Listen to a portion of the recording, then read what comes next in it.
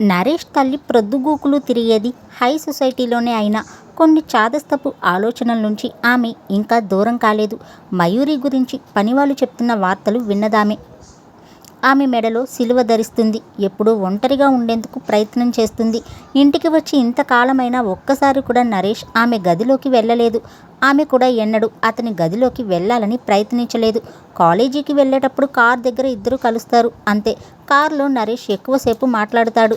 ఆ మాటల్లో డాన్స్ గురించి, చదువు గురించే మాట్లాడుతూ ఉన్నప్పుడు మయూరి ఆసక్తి కనబరుస్తుంది. ఆమె గది నిండా పుస్తకాల దొంతరలు ఉంటాయి. బట్టల విషయంలో సింపుల్గా ఉండేందుకు ప్రయత్నిస్తుంది. నగలు ఏమీ ధరించదు. ఇవన్నీ పనివాళ్ళ నుంచి, కార్ డ్రైవర్ నుంచి ఆమె సేకరించిన సమాచారాలు. వాటిలో ఆమెకు అయిష్టం కలిగించిన సంగతులేమీ లేవు. కాకపోతే నరేష్ పక్కన కాలేజ్కి వెళ్తూ మంచి దుస్తులు ధరించకపోవటం, కేవలం ఒక ఒంటిపేట గొలుసైనా లేకుండా ఉండటం మాత్రం ఆమెకు రుచించలేదు. ఈ విషయాలన్నీ తెలుసుకున్న తర్వాత ఒకసారి ఆమెను కలుసుకుని మాట్లాడాలని తీర్మానించుకుంది ఆ ఇంటి ఇల్లాలు. ఆ నిర్ణయానికి వచ్చాక కొద్ది రోజులు ఆమెకు తీరలేదు. ఒకరోజు తీరిక కల్పించుకుని హడావిడిగా మయూరి గదిలోకి వచ్చిందామె. అమ్మాయి, నీ అంతట నీ వస్తావని ఎదురు చూశాను, కానీ రాలేదు. కాస్త చొరవ, ధైర్యం లేకపోతే ఈ కాలంలో నెగ్గుకు రావటం కష్టమే. అయినా గ్రాడ్యుయేషన్ చేస్తున్నావు, నీకింత బిడియమేంటి అని అడిగిందామె. ఆమెను చూడగానే ముందు మయూరి మహాశ్చర్యపడి అవాక్కయ్యేలా నిలబడిపోయింది. ఆవిడ గారికి తీరిక చిక్కి ఇంటి పట్టున ఉండటమే అపురూపమైన సంగతి. ఆ ఉన్న కాసేపైనా పనివాళ్ల మీద చిరుబురులాడ్డం చాలించి తనతో మాట్లాడేందుకు రావటం మరింత వింత విషయం. ఒంటి మీదకు తెలివి తెచ్చుకుని కూర్చునేందుకు కుర్చీ అమర్చడం వగైరా మర్యాదలు చేసింది మయూరి. బిడియం కాదండి, మీరు ఎప్పుడూ బిజీగా ఉంటారు కదా, అందుకని అంటూ సంశయంగా నిలిచిపోయింది. తాను ఎప్పుడూ తీరిక లేకుండా ఉండటం గురించిన ప్రస్తావన రాగానే ఆ ఇల్లాలి ముఖం నల్లగా అయిపోయింది. ఆమె మనసులో గూడు కట్టి ఉన్న దుఃఖం రవంత కవాటాలు తెరుచుకుని బహిర్గతమైనట్లుగా అనిపించింది. దీర్ఘంగా నిట్టూర్చిందామె. కుర్చీలో వెనుకకు చేరగిలపడి కాళ్ళు ముందుకు చాచి చాలా నిర్లక్ష్యంగా కూర్చుంది. అవునమ్మా, తీరిక లేని జీవితం, సుఖం లేని బ్రతుకునాది. అది సరే, నీ గురించిన వివరాలు తెలుసుకుందామని వచ్చాను. ఈ ఇంట్లో వాళ్ళు నీ గురించి బొత్తిగా పట్టించుకోనందుకు బాధపడుతున్నావో ఏంటో పాపం, అంది సానుభూతి ధ్వనిస్తూ. మయూరి ఆ సానుభూతి స్వీకరించలేదు. వ్యక్తిత్వం కలిగిన వారు భరించలేనిది సానుభూతి ఒక్కటే. మందకొడిగా నవ్వింది మయూరి. నాకు ఎక్కువసేపు ఒంటరిగా ఉండడమే అలవాటండి, నెమ్మది స్వరాన అంది. ఒంటరిగా ఉండేందుకు ట్రై చేస్తున్నావు అంటే నీ గురించి తెలుసుకోవాల్సిందే అమ్మాయి. ఒంటరిగా ఉండాలని ప్రయత్నించేవారు ఎక్కువ ప్రమాదకారులైనా అయి ఉంటారు, లేక గొప్ప ఆలోచన పరులైనా అయి ఉంటారు. మొత్తం మీద జీవితంలో దెబ్బలు తినేవాళ్ళు అలా అవుతారు. ఇంతకు మా నరేష్తో నీకెలా పరిచయమైంది అని అడిగిందామె ముగ్గులోకి దిగుతూ. ఆ ఇల్లాలి మనసులో ఉన్న లోతైన ఆలోచన ఏంటో ఊహించటం అంత సులభమైనటువంటి సంగతి కాదు. కానీ భర్త ఎప్పుడూ డబ్బు కోసం అవకాశాల వెంట పరిగెత్తే మనిషి. ఖర్చు పెట్టుకునేందుకు కావాల్సినంత డబ్బు తప్ప మరేమీ భార్యకు ఇవ్వలేని బికారి అతడు. కొడుకు చూస్తే ఒంటరితనమే తోడుగా పెరిగినవాడు. తాను చూస్తే భర్త నిర్లక్ష్యానికి గురైనందుకు ఒక వంక బాధను, ఆ వంక బాధను మర్చిపోవడానికి ఒక వంక తీరిక లేని పనులను నెత్తిన వేసుకుని సతమతమైపోతున్న మనిషి. అందునుంచి ఎవరి దారిన వారున్నట్లుంటారు. కానీ కొడుకు పెళ్లి విషయానికి జ్ఞాపకం వచ్చినప్పుడు తాను చేయవలసిందేదో చేయలేకపోతున్న కొరత మనసుని తినేస్తుంది. కొడుకు పట్ల తాను గతంలో చాలా నిర్లక్ష్యంగా ప్రవర్తించానని, అందువల్ల తల్లిగా బిడ్డకు అందించవలసిన ప్రేమ, ఆప్యాయత అనేకం తాను మరచానని, అవన్నీ కోల్పోయిన నరేష్ ఒంటరిగా పెరిగాడని ఆమె బాధ. ఆ బాధకు కారణం తనే. ఆయన అనివార్యంగా అలా జరిగిపోయింది. భర్త తనకు దూరం అవుతున్నప్పుడు తాను బిడ్డకు దగ్గర కావాల్సింది. కానీ అలా జరగలేదు. ఎందుకు జరగలేదో ఇప్పుడు విచారించడం అనవసరం. అందు గురించి బాధపడడం అనివార్యం. ఆ బాధపడ్డానికి తోడు మరికొన్ని అవన్నీ భరించలేదు అని అనుకున్నప్పుడు నిద్ర మాత్రలు మింగి పడుకోవడం ఒక్కటే దారి. జీవితంలో ఏ ఆడది పోగొట్టుకోలేని వాటి నుంచి ఆమె వంచితురాలైంది. కాబట్టే మయూరి గురించి క్షణాల మీద తెలుసుకోగలిగిందామె. మయూరి గురించి తెలుసుకుంటూనే ఇంటి వెలుపల నరేష్ చేస్తుందేంటో కొన్ని వివరాలు తెలియవు. అందునుంచి నరేష్తో నీకెలా పరిచయం అని అడిగిందామె. కానీ ఆమె ఊహించిన విధంగా అడగగానే ఆ వివరాలు తెలియలేదు. సుడిగాలిలో నిలిచిన దాన్ని, నాకు నరేష్ ఆలంబన అయ్యాడు. నేను గొప్ప డాన్సర్ని కాబట్టి నన్ను ఆదుకుని ప్రోత్సహించవలసిన అవసరం అందరికీ ఉందంటాడు. కానీ అదంతా ఆయన మంచితనమని నేను అనుకుంటున్నాను అన్నది మయూరి. తన ప్రశ్నకు ముక్కుసూటిగా సమాధానం రాకపోవడంతో రవంత నిరుత్సాహపడింది ఆ ఇంటి ఇల్లాలు. ఉత్సాహమైతే నీరు కారిపోయింది, కానీ ఉత్సుకత మాత్రం అధికాధికమైంది. ఇంకా ఈ విషయాన్ని గట్టిగా ఆలోచించాలని అనుకుందామే. కావాలని నరేష్ ఇంటికి వచ్చే వరకు తను ఉండిపోయింది. రాగానే వెళ్ళింది. నరేష్ ఆ అమ్మాయిని మన ఇంట్లో ఉండమని నీవెందుకు చెప్పావు? డబ్బు లేని వాళ్ళైతే వాళ్ళ మీద నీకు సానుభూతి ఉంటే కొంత డబ్బు ఇచ్చి పంపించేయవచ్చు కదా అన్నదామె. నరేష్ చాలా చురుకైనవాడు కావటం నుంచి వెంటనే గ్రహించాడు. తల్లి ఈ విషయం గురించి గట్టిగా పట్టించుకోవాలని అనుకుంటుంది. ఒకవేళ ఆమెకు మయూరిని ఈ ఇంటి నుంచి పంపివేయాలని అనిపిస్తే వెంటనే ఆ ప్రయత్నాలు ప్రారంభిస్తుంది. తండ్రిని సతాయించి వేధిస్తుంది. అసలే తీరిక లేని ఆయన అనవసరమైన ఈ విషయం గురించి ఆలోచించడు. సరే, నీ ఇష్టం వచ్చినట్లే చెయ్యి అనేస్తారు. ఇప్పుడు తాను సరైన సమాధానం ఇవ్వలేకపోతే కథ చాలా దూరం పోతుంది అని ఆలోచించాడు నరేష్. తల్లి మనస్తత్వం ఏంటో అతనికి బాగా తెలుసు. ఆమెకు ఎలాంటి సమాధానం అయితే బాగా నచ్చుతుందో కూడా తెలుసు. అలాంటి సమాధానం ఇచ్చి ఆమెను ఒప్పించదలిచాడతడు. మమ్మీ, ఆమె తానుగా తప్పు చేయకుండానే చాలా శిక్షలు అనుభవించింది. ఈ సమాజంలో తనకు ఒక స్థానం అంటూ లేకుండా పోయిందన్న భయంలో ఉన్నదామె. ఏదైతే తనకు అందకుండా పోతుందని ఆమె భయపడిందో ఆ స్థానాన్ని డబ్బుతో సాధించుకోవచ్చునని నిరూపిస్తాను. అలా చేస్తానని మాట ఇచ్చే ఆమెను మన ఇంటికి రమ్మన్నాను అన్నాడు దర్పంగా. అతడి వంక చాలా గర్వంగా చూసింది తల్లి. తన బిడ్డ అంతటి అవగాహన కలిగినవాడు అయిపోయినట్లు కనిపించాడు. అందుకు ఆమె ఎంతగానో పొంగిపోయింది. ఈ ప్రపంచంలో దుఃఖితులు ఎవరైనా ఉన్నారు అంటే వాళ్ళు డబ్బు సంపాదించలేని వాళ్ళే అయి ఉంటారు. జీవితంలో ఎటువంటి లోటైనా అది మర్చిపోయేందుకు డబ్బు సహకరిస్తుంది. అంతేకాదు, కోల్పోయిన దానివల్ల ఏర్పడిన లోటుని డబ్బు భర్తీ చేయగలదు. ఏది ఉన్నా లేకపోయినా ఈ సమాజంలో డబ్బున్న వారికి ఉన్నతమైన స్థానం ఉంటుంది. వారి పట్ల సమాజానికి ఆరాధనా భావం ఉంటుంది. అందునుంచి నరేష్ ఆమె జీవితానికి చాలా గొప్ప తీర్పు ఇచ్చాడు. ఆమె ఎవరు, ఆమె సమస్యను తామెందుకు నెత్తిన వేసుకోవాలి అనే విషయాలను ఆ సంతోషంలో మర్చిపోయింది ఆ ఇంటి ఇల్లాలు. బిడ్డ చేసిన వాగ్దానాన్ని నిలబెట్టుకునేందుకు తాను అండగా ఉండాలని మనసులో తీర్మానించుకుంది. అవును నరేష్, నీవు చెప్పింది యథార్థం. అది యథార్థమని నిరూపించుకునేందుకైనా కొంత ఖర్చు అవుతుంది. ఎంతైనా నీవు వెనుకాడకు. ఆ అన్నమాటను నిరూపించి నువ్వు సాధించాలి. అదే నాకు ఆనందం అని చెప్పి వెళ్ళిపోయిందామె. అంతటితో ఊరుకోలేదు. మయూరిని ఒకరోజు తనతో పాటుగా వెంటబెట్టుకుని లేడీస్ క్లబ్కి తీసుకుని వెళ్ళింది. మా దూరపు బంధువు మా ఇంట్లో ఉంటుంది, బిఏ చదువుతోంది అని అందరికీ పరిచయం చేసింది. అది హై సొసైటీకి సంబంధించిన ఖరీదైన క్లబ్. నేను గ్రాడ్యుయేషన్ చేయలేదు అని చెప్పుకోగలిగిన వారు వారిలో ఎప్పుడూ కనిపించరు. వేషము, భాష, సంస్కృతి అందరికీ అలవాటై ఉంటుంది. అందువలన ఎవరు విద్యావంతులో ఎవరు కాదో పోల్చుకోవటం అంత తేలికైన విషయం కాదు. అసలు కాలేజ్ గేటు దాటని వాళ్ళు కాలేజీలో బాయ్ ఫ్రెండ్స్ గురించి ముచ్చట్లు, కథలు కట్టి చెప్తూ ఉంటే అందరూ నవ్వుతూ ఉంటారు. ఆమె చలాకీతనాన్ని పొగుడుతారు. అవతలకు పోయాక అలా సిగ్గు లేకుండా చెప్పుకుంటుందేంటి అని విమర్శించుకుంటారు, మూతులు విచ్చుకుంటారు. అది అక్కడి స్థితి.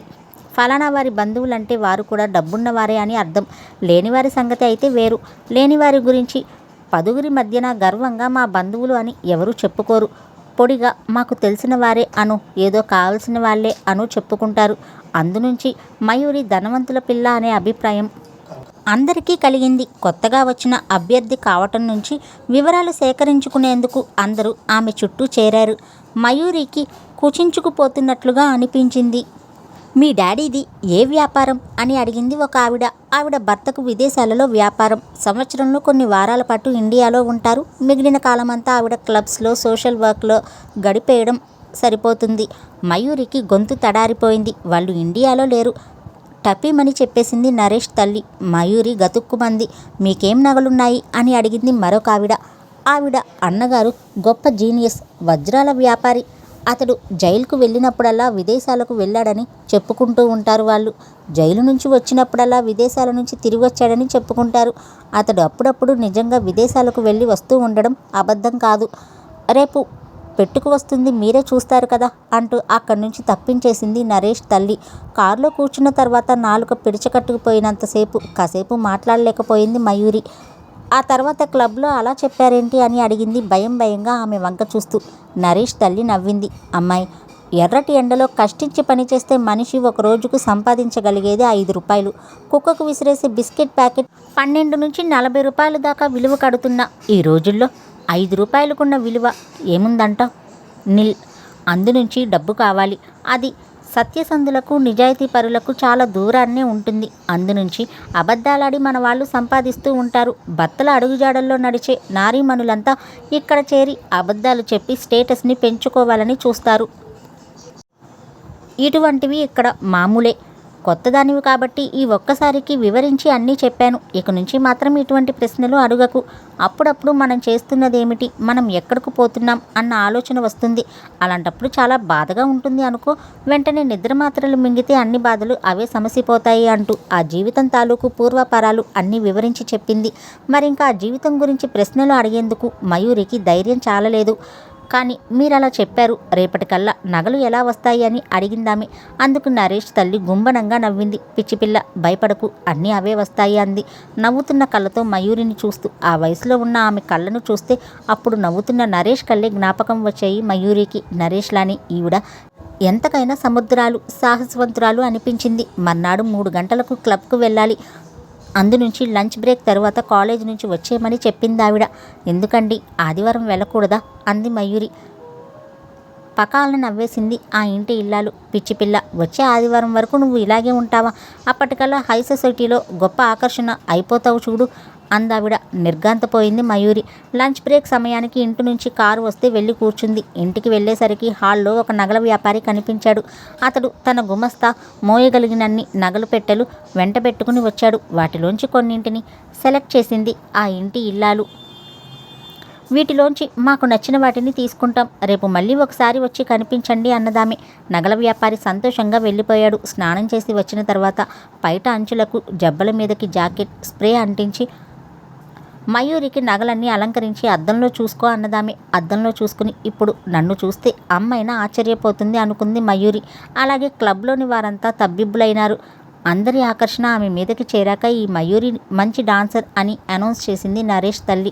అందరూ ఆశ్చర్యపడిపోయారు. వచ్చే ఆదివారం ప్రోగ్రాం ఏర్పాటు చేయవలసిందే అంటూ పట్టుబట్టారు. కాసేపు ఏవో అడ్డంకులు చెప్పి ఆ తరువాత బలవంతం మీద ఒప్పుకున్నట్లుగా తల ఊగించిందామె. ఇన్ని బాధాకరమైన సంఘటనలు ఈ మధ్య జరిగాయి. వీటి తరువాత మళ్ళీ గజ్జె కట్టుకోవాలి అంటే మయూరికి భయం అనిపించింది. ఆమె ఆదివారం నాడు మళ్ళీ డాన్స్ చేస్తుందని విని ఎంతగానో పొంగిపోయాడు నరేష్. తన మాట నిలుపుకునేందుకు తల్లి కూడా సహకరిస్తున్నందుకు అతనికి పరమానందమైంది. వేరువేరుగా ఉన్నప్పుడే మయూరితో మాట్లాడేందుకు, కలిసి తిరిగేందుకు ఎక్కువగా వీలయ్యేది. ఇప్పుడు ఆమె ఇంటికి వచ్చాక అటువంటి సందర్భాలు అరుదైనాయి. ఆమె డాన్స్ చేయడానికి ఒప్పుకుందని తెలియగానే అతడు తన సంతోషాన్ని దాచుకోలేకపోయాడు. మయూరి, ఇది నీకు అంది వచ్చిన మరో అవకాశం. ఈ వరకే నగరంలోని పెద్దలలో చాలామందికి నీ గురించి తెలుసు. నీ ప్రతిభ గురించి వారు మర్చిపోలేదు. అందునుంచి ఈసారి వచ్చిన అవకాశాన్ని నీవు సద్వినియోగపరచుకోదలిస్తే నీవు నీ ప్రతిభనంతా ప్రదర్శించాలి. అక్కడకు వచ్చేవారంతా ఎవరనుకున్నావు? అక్కడ మంచి పేరు తెచ్చుకోగలిగితే ఆల్ ఇండియా రేడియోలో అనౌన్స్మెంట్లు కానీ, వాల్ పోస్టర్స్ కానీ, పేపర్ అడ్వర్టైజ్మెంట్లు కానీ నీకింకా అనవసరం. ఆడవాళ్ళ నోళ్లలో నువ్వు గింజైనా దాగదు అంటారు. మరి తీరిక అధికంగా ఉండే ఆడవాళ్ల విషయంలో ఈ మాటలు మరింత యథార్థంగా వారు తలుచుకుంటే నిన్ను ఆకాశానికి ఎత్తివేయగలరు. కాదనుకుంటే నేలకు విరగ్గొట్టేను కలరు. వారి నుంచి ఏమి పొందగలుగుతారో అది నీ చేతుల్లో ఉంది అంటూ ఆ మనుషుల గురించి వివరించాడు నరేష్. ఈ విషయాలు కొన్ని ఇతపూర్వమే మయూరి గ్రహించింది. అందునుంచి చిరునవ్వు నవ్వింది. నరేష్, ఇలా నటించడం, అబద్ధాలు చెప్పడం వాస్తవానికి నాకు సరిపడవు. కానీ ఇప్పుడు ఇలా చేయడం రవంత భయంగానే ఉంది. మనసులో తీరని కొరతలున్నప్పుడు మనిషి దాని గురించి ఆలోచిస్తూ మరణం తప్ప మరొక దారి లేదు. కానీ మనిషి పుట్టింది మరణించేందుకు కాదు, ఆశలు తీర్చుకోవాలని ఆశించటం నేరము కాదు. కొన్ని ఆశలు గగన కుసుమాలై అందకుండా ఎగిరిపోయినప్పుడు మరికొన్ని వెంటపడ్డం మానవ నైజం. నేను ఈ స్థితికి అతీతురాల్ని కాను. అందునుంచి ఇవి ఎండమావులే అన్న అనుమానం మనసుని పీడిస్తున్నా వీటి వెంట పరుగు తీస్తాను. చివరకు ఏమి దక్కుతుందో కాలమే కదా నిరూపిస్తుంది. అందరికీ దూరమై నా అనుకునేదంతా కోల్పోయిన దాన్ని నువ్వు మాత్రమే మిగిలావు. నీవు నా ప్రవర్తనను అపార్థం చేసుకోకుండా ఉంటే చాలు అన్నదామె. అందుకు వెంటనే నరేష్ మందలింపుగా నవ్వాడు. మంచిదానివే. నిన్ను నేను కావాలని నా దారికి పిలిచాను. అడ్డదారి త్రొక్కే వారి నుంచి నీవు అందమైన జీవితాన్ని కోల్పోయావు. అడ్డదారుల వెంట అయినా సరే తిరిగి నీవు ఆనందమైన జీవితాన్ని పొందగలగాలి. అదే నాకు తృప్తి అన్నాడు గంభీరంగా. మయూరి ఈ పర్యాయం దుఃఖితురాలు కాలేదు. నీవు నన్ను అర్థం చేసుకో నరేష్. ఆ ఒక్క బలం ఉంటే నేను ఆ స్థితిని ఎన్నటికైనా పొందగలుగుతాను. అంతరికలోకం అల్లకల్లోలమైతే బయటవారు నా గురించి అసూయపడేలా బ్రతుకుతాను అన్నదామె ఆత్మవిశ్వాసపూర్వకంగా. నరేష్ తృప్తిపడి వెళ్ళిపోయాడు. అనుకున్న ఆదివారం రానే వచ్చింది. నరేష్ తల్లి తాను ధరించే నగలు కానీ, రాబోయే కోడలు కోసం ముందుగానే కొన్న నగలు కానీ మయూరికి ఇవ్వలేదు. అలా ఇవ్వటం ఆమె అభిజాత్యానికి భంగం. బయట ప్రపంచం దృష్టిలో బంధువుల ఆమెను చూపుతోంది. కేవలం కొడుకు మాట నిలబెట్టేందుకే. వాస్తవానికి అదొక పట్టుదల కోసమే అని చేస్తుంది. కానీ మయూరి మీద ఆమెకు వ్యక్తిగతమైన అభిమానం లేనేలేదు. అందునుంచి చిత్ర విచిత్రమైన కారణాలతో సేట్జీలను ఇంటికి పిలిచి వారి నుంచి నగలు సేకరిస్తోంది. అలాంటివే కారణాలు చెప్పి మరునాడు తిరిగి ఇచ్చివేస్తోంది. రోజుకో రకం నగలు పెట్టుకొస్తున్న మయూరి పెద్దింటి ఆడపిల్ల దృష్టిల్లో పడింది. ఆ దృష్టి అసూయగా మారే పరిస్థితిని పెంచుకొచ్చింది నరేష్ తల్లి. అనుకున్న ఆదివారం వచ్చే నాటికి మయూరి క్లబ్లో తిరగలేని ఆకర్షణ అయింది. మరో వంక గొప్ప డాన్సర్ అని పేరు ప్రచారం చేసింది తల్లి. దాంతో గ్లామర్ బాగా పెరిగిపోతుంది. ఆదివారం మధ్యాహ్నం 3:30కే సభ్యులంతా అక్కడికి చేరిపోయినారు. ఈరోజు మయూరి ఎటువంటి నగలు పెట్టుకొస్తుంది అనే అంశం మీద అందరూ మాట్లాడుకుంటున్నారు. అనుకున్న సమయానికి 1 నిమిషం అటు 1 నిమిషం ఇటు లేకుండా టెన్షన్గా అక్కడకు చేరుకుంది నరేష్ తల్లి వెంట మయూరితో. ప్రోగ్రాం అనుకున్న సమయానికి ముగియాలి. మయూరి ఫ్రెండ్స్ ఎవరో వస్తున్నారు. ప్రోగ్రాం పూర్తవగానే వారిని రిసీవ్ చేసుకునేందుకు మయూరి ఎయిర్పోర్ట్కి వెళ్ళాలి అంటూ ఓ బాంబ్ పేల్చేసి ఊరుకుంది నరేష్ తల్లి. మయూరి అదృష్టం గురించి అందరూ గుసగుసలుగా చెప్పుకుంటున్నారు. నీ మీద మిక్కిలి. ఆమెకు తనలాగా పెళ్ళైన ప్రౌఢ కాదు, కన్నెపిల్ల. అందునుంచి గ్లామర్ అధికమైపోయింది. నాట్య ప్రదర్శన ఒక అద్భుత రసవాహినిలా సాగిపోయింది. సభ్యులంతా ముగ్ధులైనారు. వేదిక మీద నుంచి దిగిన తరువాత సభ్యులందరూ పొగిడేందుకైనా అవకాశం ఇవ్వకుండా మయూరిని వెంట పెట్టుకుని హడావిడిగా వెళ్ళిపోయింది నరేష్ తల్లి. సభ్యులు చాలా నిరుత్సాహపడ్డారు. ఆమె అదృష్టానికి అసూయపడ్డారు. మొత్తం మీద వారంతా మయూరికి అభిమానులుగా మారిపోయారు. మరొక మారు ఆమె క్లబ్కి వస్తే కాలు కింద పెట్టనిచ్చే దారి లేనట్లుగా అయిపోయారు.